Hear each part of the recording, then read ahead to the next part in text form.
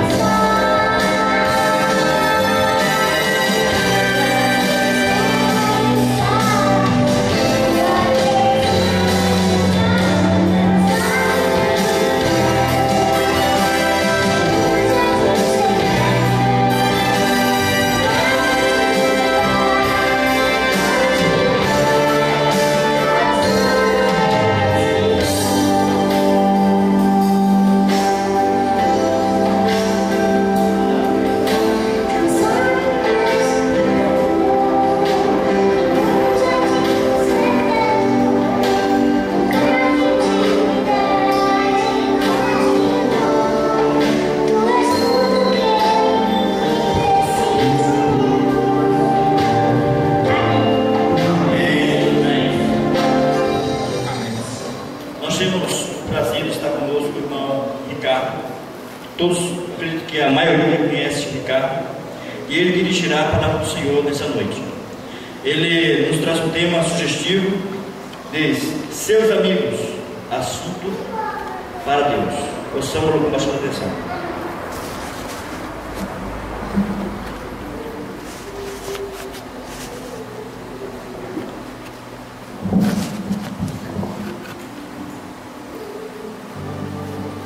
Boa noite aos irmãos. Boa noite. Nós nos sentimos muito felizes de ver a igreja repleta. Uma noite, primeiro dia da semana. Conheço a grande maioria dos irmãos aqui, sei que estão muito exaustos, porque apesar de ser o primeiro dia, é um dia em que mais trabalhamos. E nessa noite, como nós estamos falando a visitantes, é um programa especial, Deus nos convida a avaliar também estes que nós convidamos, essas pessoas a avaliarem aqueles com quem andam, com quem caminham, com quem tem os projetos de vida, com quem tem trabalhado, que são os nossos amigos. Quem você considera como amigos mais íntimos? Creia ou não, este é uma questão de grande importância para Deus. E é isso acontece porque as suas amizades falam em alto e bom som, tanto a Deus quanto também ao mundo, sobre a condição em que está no momento o nosso coração. Alguma vez, alguns dos irmãos, dos amigos que aqui estão, já parou e pensou em orar da seguinte maneira: Senhor, o que o Senhor pensa das minhas amizades? Estas amizades, Senhor, são agradáveis ao Senhor? Ou elas têm falhado em algum momento? O fato é, um amigo justo pode nos trazer uma ligação à bênção e também ao favor de Deus, pois vai encorajar-nos a buscar um estilo de vida melhor. Por outro lado, um amigo ímpio pode ser uma marra para toda a nossa vida, nos direcionando para o mal, levando a terríveis cativeiros. Quando eu uso a palavra amigo, eu não estou me referindo a membros imediatos da família, como esposa, pai e filhos. Minha definição de amigo aqui é alguém com quem você está estreitamente associado, alguém com quem você naturalmente confia. Ou resumindo, um amigo é alguém com quem eu posso andar, eu converso e posso também abrir a minha alma. Provavelmente nós temos vários círculos de amigos. Nós temos aqueles amigos que nós chamamos amigos de negócios, que inclui os colegas, sócios ou clientes. Você também tem os amigos do ciclo social, incluindo aquelas pessoas com quais você se relaciona em um nível superficial. Você também pode ter contato com conhecidos que são incrédulos, pessoas que não têm fé, não têm religião. O apóstolo Paulo diz que nos é impossível evitar contato dessa espécie. Caso contrário, nós seríamos obrigados a deixar o mundo totalmente. Então ele diz que existem várias espécies de contatos, vários ciclos de amizade. Já o ciclo de amigos com o qual Deus mais se preocupa é aquele do ciclo mais íntimo, que nós chamamos de amigos do peito. Estes são as pessoas com quem você mais anda, as pessoas que você ama, as pessoas que têm influência em sua vida. Você é naturalmente atraído, e as pessoas são naturalmente também atraídas a você, quando elas concordam em muitas coisas. Assim, sente então segurança, porque temos com quem contar na hora de tomar uma decisão ou de fazer uma escolha, porque pensam de forma semelhante. Em poucas palavras, você tem um amigo íntimo quando vocês têm uma afinidade recíproca. A Bíblia nos fala que nós não devemos ser ignorantes no que toca às seduções de Satanás. Eu não estou aqui dizendo, querendo levar uma mensagem aos irmãos para que nós não tenhamos amigos, pelo contrário, mas que nós possamos ter amigos fiéis, amigos que sejam pessoas justas e que buscam o que é certo e não nos deixemos ser enganados pelas seduções de Satanás. Em um dos ataques mais comuns do diabo, ele traz para dentro de nosso círculo íntimo alguém que tenha sido induzido por ele, que tenha talvez a missão de nos destruir. Satanás usa essa tática especialmente com cristãos que manifestam compaixão. Ele tenta transformar a bondade de uma pessoa sem discernimento em uma afinidade com o espírito maligno.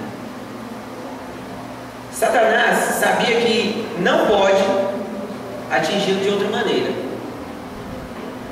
Então, ele encaminha alguém para poder começar a distorcer o caminho, os pensamentos, os projetos dessas pessoas, dos cristãos. Para isso, e isso ele faz porque ele quer destruir.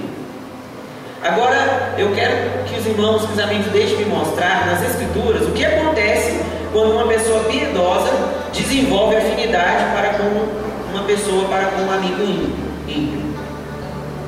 A Bíblia relata que o rei Josafá, no livro de 2 Crônicas, capítulo 17, era um homem justo, que governou sobre Judá quando o rei de Israel foi dividido. O coração deste homem estava posto completamente em Deus, e foi abençoado e honrado acima de todos os outros de sua geração. No versículo 3 do capítulo 17 de 2 Crônicas diz assim: o Senhor era com Josafá, porque andou nos primeiros caminhos de Davi, seu pai.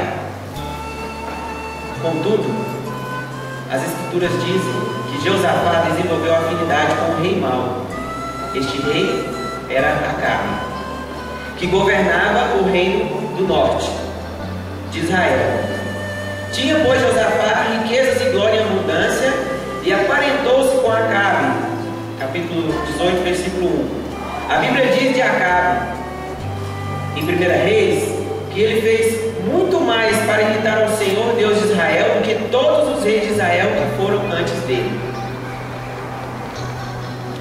Como pode um rei justo, como Josafá, terminar se relacionando com um homem sem temor de Deus?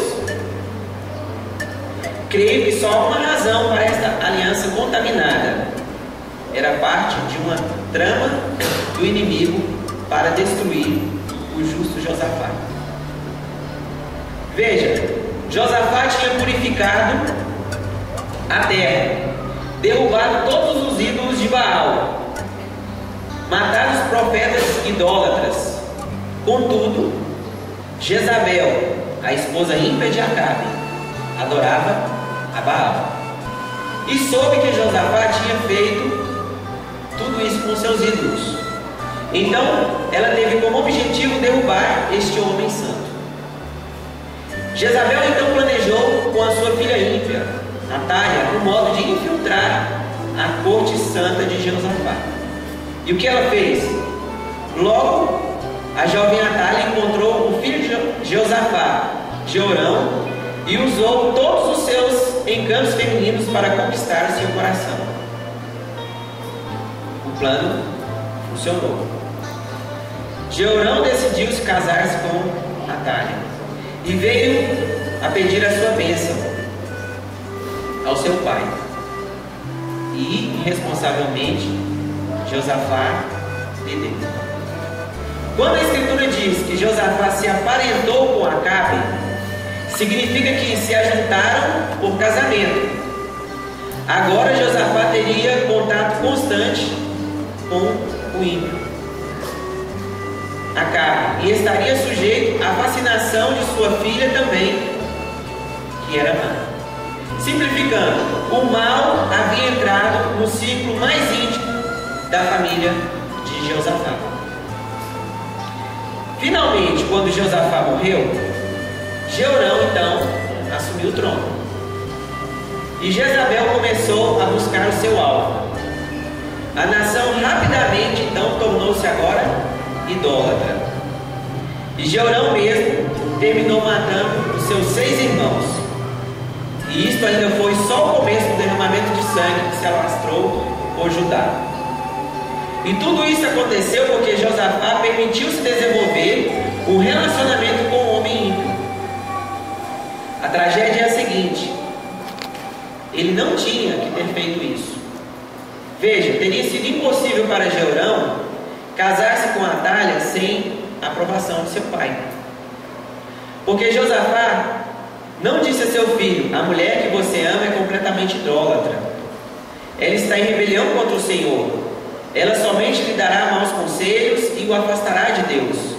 Estou lhe dizendo, Jeorão, interrompa já este relacionamento antes que ele destrua. Ao contrário, o que fez Josafá? Ele não disse nada. Ele não orientou seu filho. Josafá sabia de tudo isso e, apesar disso, ele não tomou nenhuma posição. O casamento de Jeorão e Atalha produziu um filho chamado Acasias, que assumiu o trono com a idade de 42 anos. A Bíblia diz deste homem, 2 Crônicas, capítulo 22, versículo 2 e 3, diz assim: e era o nome de sua mãe Atalha, filha de Onri. Também ele andou nos caminhos da casa de Acabe, porque sua mãe era sua conselheira, para proceder impiamente.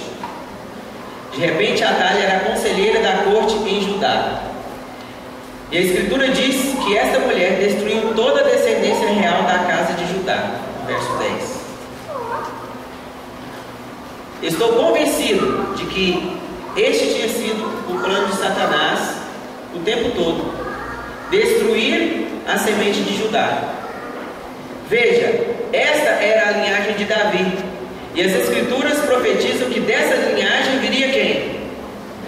O Messias. Então Satanás queria destruir, porque assim ele não aniquilaria o plano de vir o Messias.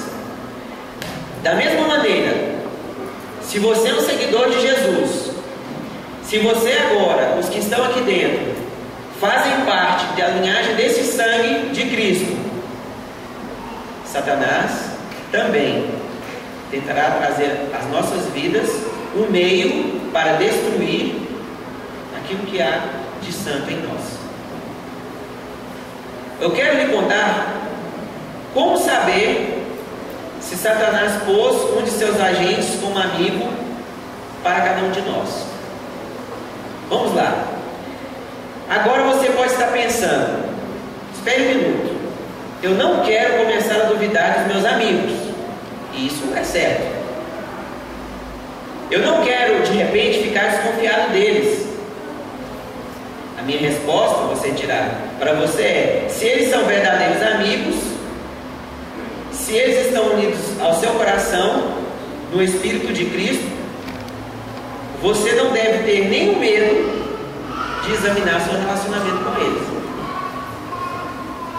E você fará melhor em orar para todas as suas amizades, à luz das Escrituras, ou poderá perder a sua própria alma. Então, o primeiro passo é orar e avaliar se eles estão andando com Deus, com Cristo. Não existe mal, não há problema. É fácil determinar se as nossas amizades mais chegadas são de Deus ou se elas estão sendo plantadas pelo inimigo em nosso caminho para nos destruir. Pense simplesmente em seu melhor amigo e então responda estas perguntas. Seu amigo fofoca, difama ou fala mal de outras pessoas? Seu amigo gosta de discutir sobre as Escrituras? É um debatedor contínuo que nunca chega a verdade? Sempre tem alguma coisa para questionar? Você nota em suas palavras um espírito de desobediência, de inveja ou de suspeita? Ele tem conseguido pôr maus pensamentos em sua mente acerca dos outros? Se o seu amigo enquadra em uma dessas questões, em uma dessas descrições, se você está sendo levado para mais longe de Jesus por causa de sua amizade, pode ter certeza de que o diabo pôs essa pessoa em sua vida. Se seu amigo tem o espírito de Acabe, foi enviado para destruir a obra de Cristo em você. Por outro lado, um amigo verdadeiro e temente a Deus tomará sempre o partido da palavra de Deus em qualquer assunto, e não necessariamente estará, por vocês serem amigos, sempre do seu lado, porque às vezes nós tomamos decisões, escolhemos coisas que não são boas, e os nossos amigos, aqueles que andam no que é certo, no que é direito de Deus, irão nos repreender. Porque a palavra de Deus diz, assim como Deus e essas pessoas que são colocadas em nossos caminhos são usados por Ele, repreende e castiga a quem Ele ama. E às vezes, os amigos que são de Deus serão usados para nos repreender.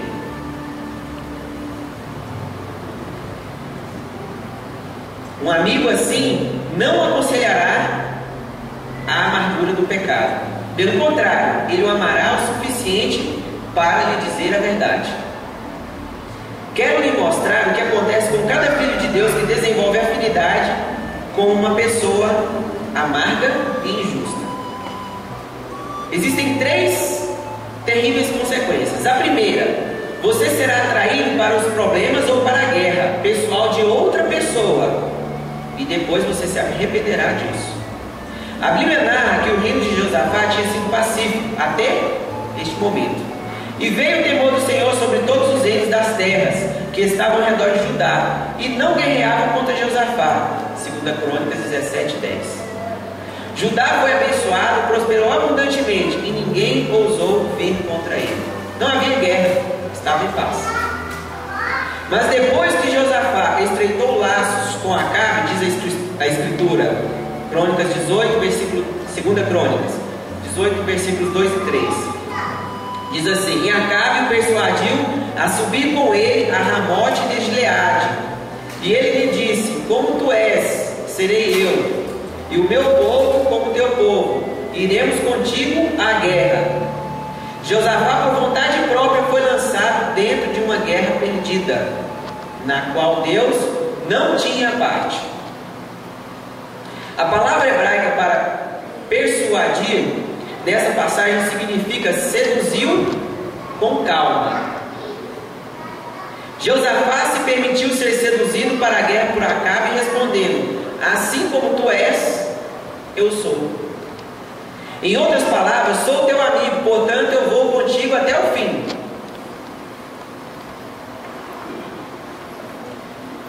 Não vou te desapontar. Conte comigo, meu amigo do peito.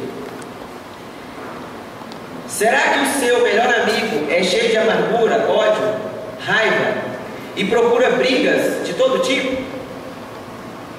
Está envolvido em guerra matrimonial ou familiar, ou nos negócios, ou até mesmo guerra pessoal?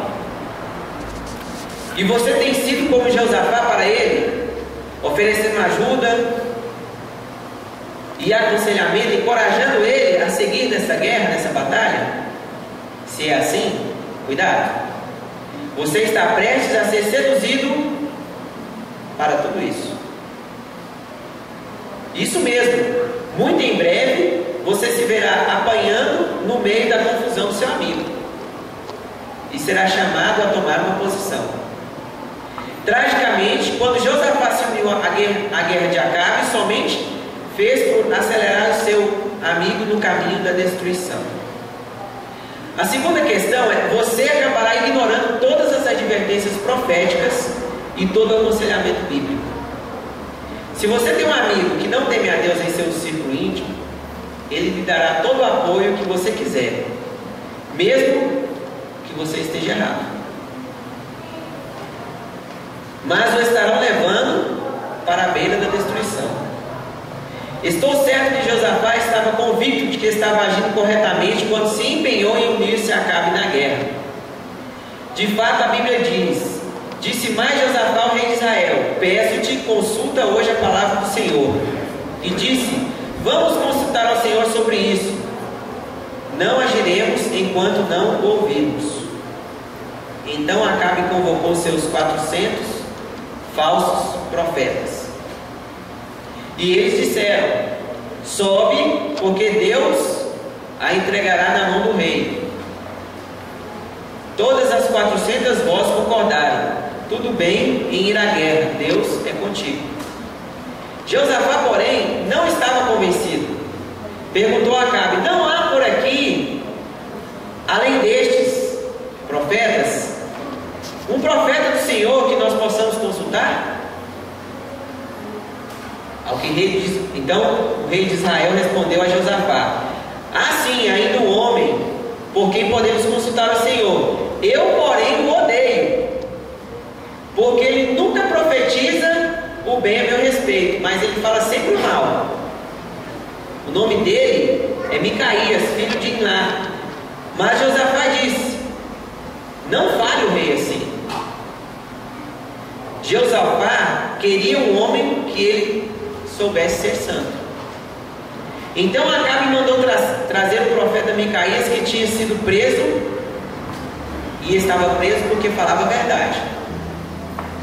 Quando Micaías entrou em cena, este homem destemido zombou de tudo que havia acontecido.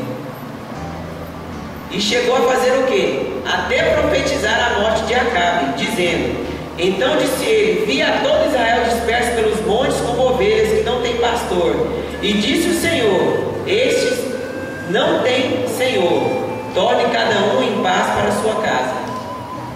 Ele estava dizendo, no versículo 17: você vai morrer na batalha, Acabe, e o povo será disperso sobre as colinas.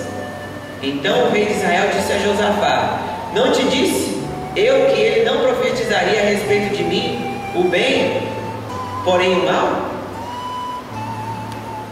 Deus falou claramente com Josafá e Acabe, também sobre os falsos 400 profetas, não deixando dúvidas sobre o que ele pensava de tudo aquilo.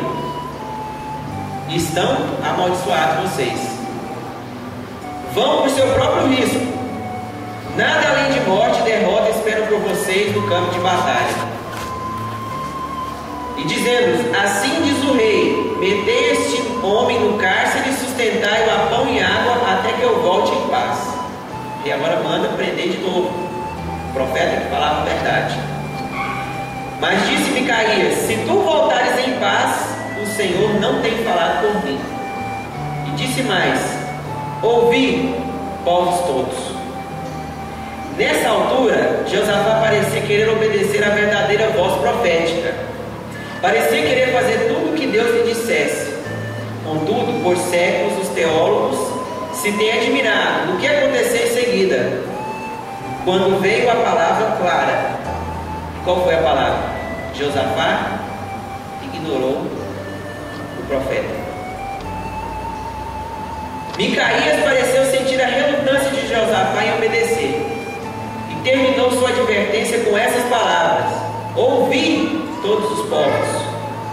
Creio que Micaías estava olhando diretamente para o rei Josafá e dizendo a ele: tu, meu senhor, preste atenção à minha palavra. Tudo isso é uma indução ao erro da parte de Satanás. Só pode acabar em destruição. Tu não podes ver que a tua amizade com Acabe é um erro? Ele é um idólatra. Por favor, não ouça essas 400 vozes mentirosas.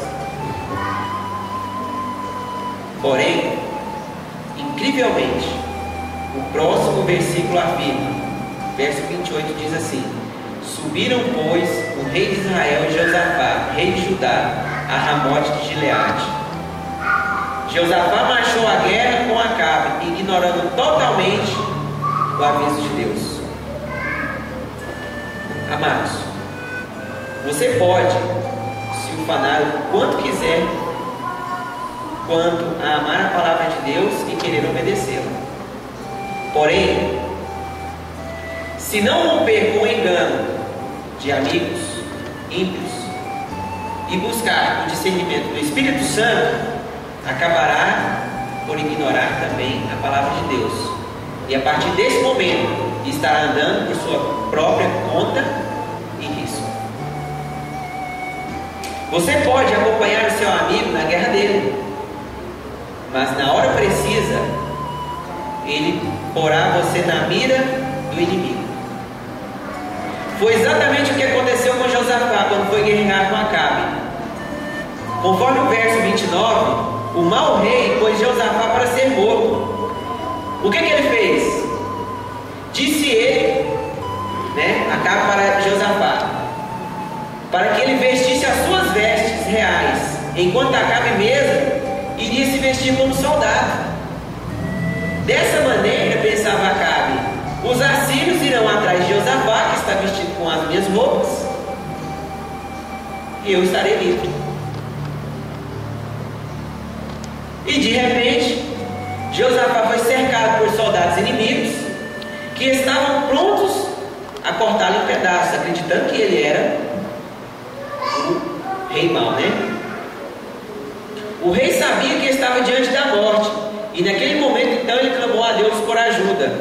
E a Escritura nos diz: porém, Josafá clamou, e o Senhor o ajudou. E Deus os desviou dele. Ironicamente, Acabe foi morto por uma seta, uma flecha, que o atingiu através de uma pequena abertura da armadura. A guerra foi um desastre, como o profeta Micaías havia profetizado. O exército de Israel fugiu desbaratado, como ovelha sem pastor, e Josafá recuou para Jerusalém. Seu amigo Acabe morto e seus exércitos vencidos. Foi só pela graça de Deus que Josafá escapou da morte. Eu posso imaginar os pensamentos que devem ter passado pela mente de Josafá enquanto corria de volta para Jerusalém. Oh meu Deus, obrigado por me livrar. Agora eu vejo o perigo de andar com um companheiro ímpio. Nunca mais, Senhor, nunca mais farei parte desse sistema mundano novamente. Nunca mais terei amigos ímpios. Acabou. Mas não estava tudo acabado. Deus ainda tinha algo a discutir com este homem. A terceira e a última coisa que eu quero citar aos irmãos, e a mais trágica consequência da afinidade com o amigo mau, é a ira de Deus sobre você. Enquanto Josafá estava em seu caminho de volta, o Senhor enviou um profeta para encontrá-lo, com essas fortes palavras. Jeú, 2 Crônicas, capítulo 19, versículo 2, diz assim: Jeú, filho de Anani, o vidente, filho de Anani, o vidente, saiu ao encontro do rei Josafá e lhe disse: devias tu ajudar ao ímpio e amar aqueles que odeiam ao Senhor? Por isso virá sobre ti grande ira da parte do Senhor. Deus estava dizendo a Josafá: você não conhece o perigo e as consequências do que fez. Você pode pensar que é pouca coisa ter amizade com alguém que é contra mim. Acabe era meu inimigo, um idólatra, e você se fez amigo dele. Ouviu sua fala ímpia e se entregou à sua sujeira. Você nem sequer tomou uma posição contra isso. Josafá, tenho algo agora para discutir com você. A esta altura, você pode estar pensando: entendo que Acabe era maligno, mas ao considerar os meus próprios amigos, não há como considerar os inimigos de Deus. Mesmo assim, considere essas passagens das Escrituras. Lucas 11, 23 diz assim: quem não é por mim, é contra mim. Seu amigo toma o lado do Senhor em tudo? Se sim, é por Deus. Se não, Provérbios 17, 15 diz também: o que condena o justo são abomináveis ao Senhor. Seu amigo fala mal, seus amigos falam mal do povo de Deus, dos evangélicos, daqueles que creem em Deus. Seus amigos são um assunto sério para Deus, porque as suas ações têm consequências sérias. Deus realmente se volta contra aqueles que ignoram a sua palavra. No caso de Josafá, Deus trouxe guerra e tribulação para Judá. E sucedeu que depois disso, os filhos de Moabe e os filhos de Amon, e com eles outros dos amonitas, vieram à peleja contra Josafá. Até este tempo, Judá tinha desfrutado grande paz. Agora, no entanto, Josafá via inimigos vindo a ele de todos os lados, ameaçando a destruir o seu reino.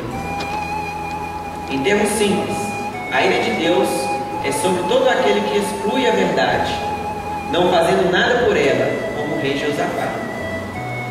Graças a Deus, diz a Escritura, então Josafá temeu e pôs-se a buscar ao Senhor, e apregou jejum em todo Judá. O rei humilhou e arrependeu-se. Então Josafá se prostrou com o rosto em terra, e todo Judá e os moradores de Jerusalém se lançaram perante o Senhor, adorando.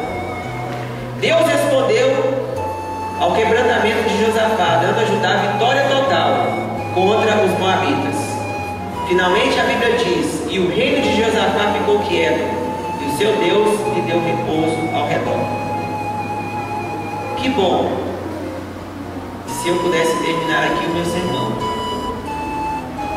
mas eu quero fechar com essa advertência final. Este assunto de escolher amigos, eu quero que os irmãos saibam que é uma questão de muito cuidado, né? É uma questão para toda a vida. O fato é, você pode escapar de um relacionamento não inteligente, mas pode entrar logo em outro. As Escrituras dizem que a história de Josafá terminou tragicamente. Porém, depois disto, versículo 35, Josafá, rei de Judá, se aliou com Acasias, rei de Israel, que procedeu com toda a impiedade. Josafá fez a mesma coisa novamente. Ele se aliou com o ímpio Acasias, exatamente como havia feito com Acabe. Desta vez Deus enviou um profeta a Josafá dizendo: portanto te aliaste com Acasias, o Senhor despedaçou as tuas obras. O Espírito de Deus abandonou este homem outrora justo, porque ele não obedeceu. Amados, a Bíblia é muito clara sobre este assunto de amizades. Tomemos uma posição hoje. Se você tem amigos ímpios no seu círculo íntimo, rompa com eles. Deus, em sua misericórdia, livrará você dos laços do inimigo, como fez com Josafá. Mas o fato é, você jamais deve deixar de estar alerta às tentativas de Satanás de colocar alguém em sua vida para destruir a obra de Cristo em você. E você jamais deve deixar com que os amigos justos e as palavras da verdade se tornem um fardo e afastar deles. Nós devemos nos apegar aos nossos amigos íntimos em Cristo. Nós devemos fazer com que Cristo seja o nosso maior e melhor amigo. E se nós vivermos no círculo íntimo com Cristo, no círculo íntimo com os irmãos da igreja e da fé, propagarmos a sua palavra, a sua mensagem, não somente estaremos trazendo força, trazendo vitória, trazendo vida e paz para todos, mas, acima de tudo, estaremos o nosso maior amigo, trazendo o nosso maior amigo para, muito breve, morar conosco. Esse é o meu desejo e minha oração para todos os que aqui estão. Amém. Depois de termos ouvido tão importante mensagem dita pelo irmão Ricardo, eu quero convidar a todos a abrir os nossos cenários e vamos cantar juntos o hino de número 300. Vamos batalhar.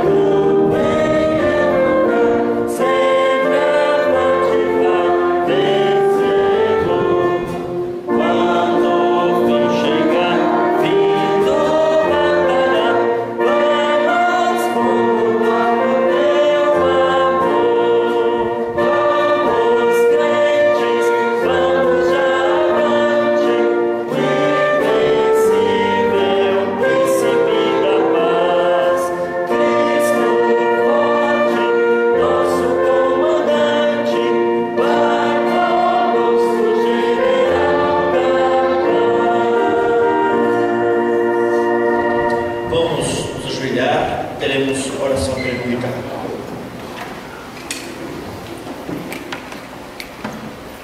Senhor Deus, grandioso Pai,